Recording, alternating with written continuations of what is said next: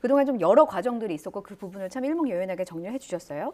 조금 전에 제가 전해드렸습니다만 박송 씨는 선고를 앞두고 지난달에 이제 재판부에 엄벌 탄원서를 냈더라고요. 그러니까 자신을 노예로 알았고 피눈물이 난다. 엄벌이 필요하다는 입장입니다. 이게 그냥 우리가 보통 탄원서라고 하면 선처를 요청을 하잖아요. 근데 그게 아니었던 거죠. 예, 이게 형사 사건은 어떻게 진행이 되는 것이냐면 예.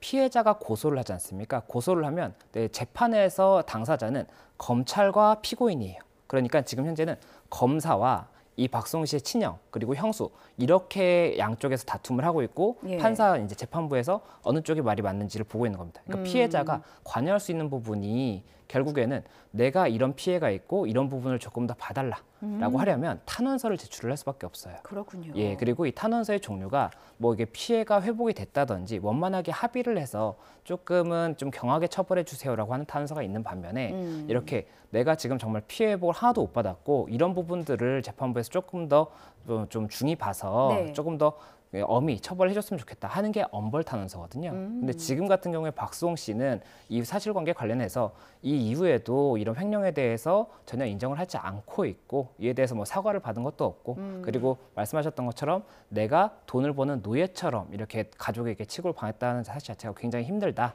그렇기 때문에 엄벌을 처해주길 바란다라고 재판부에 이제 탄원서를 제출했다는 그런 소식입니다. 그렇군요. 친형 부부 측은 오히려 꼼꼼하고 철저하게 관리했기 때문에 박송 씨의 재산을 불려준 것이다. 좀 선처를 재판부에 탄원한 상황이긴 합니다. 근데 재판부의 판결이 좀 어느 쪽으로 쏠릴까요? 보통 이렇게 엄벌을 탄원을 했을 때 피해자 측의 의견이 좀 많이 들어주는 편입니까?